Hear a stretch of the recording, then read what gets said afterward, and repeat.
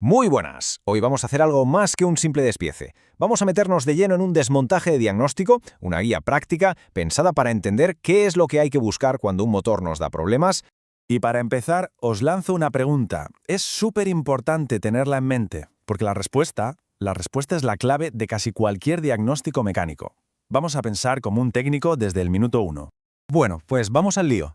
Nuestro paciente de hoy es el motor asíncrono trifásico, en concreto el de rotor de jaula de ardilla. ¿Y por qué este? Pues muy sencillo, porque es, de lejos, el motor más común en toda la industria. Si llegamos a dominar este, entender el resto es pan comido.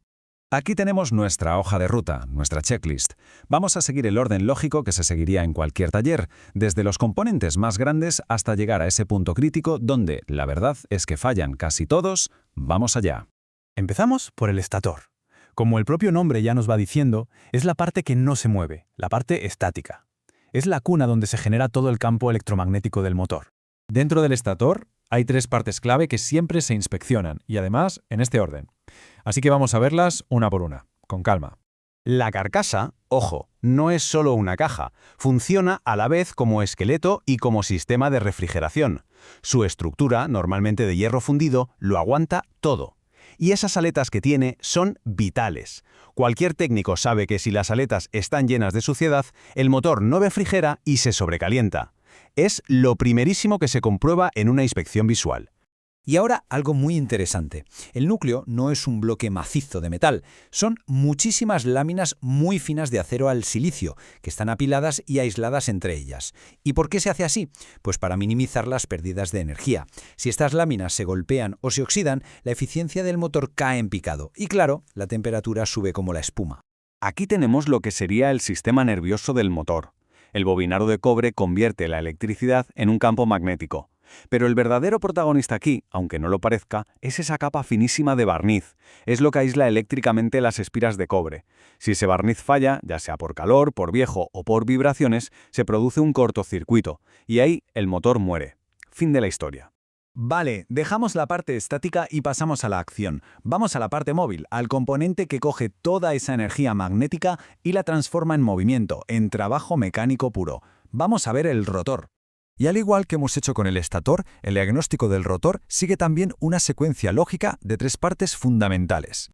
El eje es, por así decirlo, donde culmina todo el trabajo del motor. Es la pieza que entrega la potencia a la máquina que esté acoplada.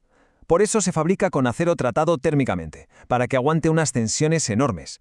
Al inspeccionarlo, se busca cualquier signo de deformación, fisuras o fatiga, porque una ruptura del eje es simplemente un fallo catastrófico. Y esta imagen explica a la perfección por qué se le llama jaula de ardilla. No es que haya ningún animal dentro, claro. La estructura que forman las barras de aluminio y los anillos de los extremos crea un circuito eléctrico cerrado que se parece muchísimo a una de esas ruedas de ejercicio. Es una forma increíblemente simple y a la vez súper robusta de construir el rotor. Bueno, ya hemos visto los dos grandes protagonistas, el estator y el rotor. Ahora toca hablar de los actores secundarios, de esos sistemas que los protegen y permiten que todo el conjunto funcione sin autodestruirse.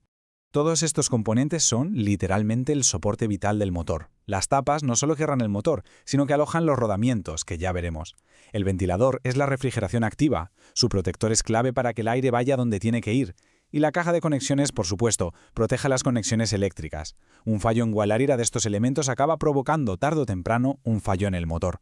Y con esto llegamos al meollo de la cuestión, al punto crucial de nuestro diagnóstico. La parte que, de hecho, va a responder a esa pregunta que hicimos al principio. Aquí es donde se concentran la mayoría de los problemas. Esta frase lo resume todo a la perfección. No es el bobinado, no es el eje. La inmensa mayoría del tiempo, del esfuerzo y del dinero que se invierte en mantener un motor se va aquí, en los rodamientos. Así que esta es la regla de oro de cualquier técnico. Si un motor tiene un problema mecánico, un ruido raro, una vibración, se calienta demasiado, los primeros y principales sospechosos son siempre los rodamientos.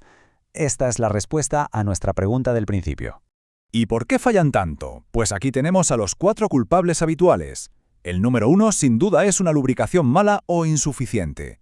Le siguen muy de cerca la contaminación por polvo o agua, hacer trabajar al motor con más carga de la que puede soportar o simplemente haber montado un rodamiento que no toca o haberlo hecho mal. Esto, más que una lista, es una guía de mantenimiento preventivo. Vale, hemos identificado el problema, probablemente en un rodamiento. ¿Y ahora qué? ¿Cómo sabemos qué pieza hay que pedir o cuáles son sus especificaciones? Para eso necesitamos el DNI del motor.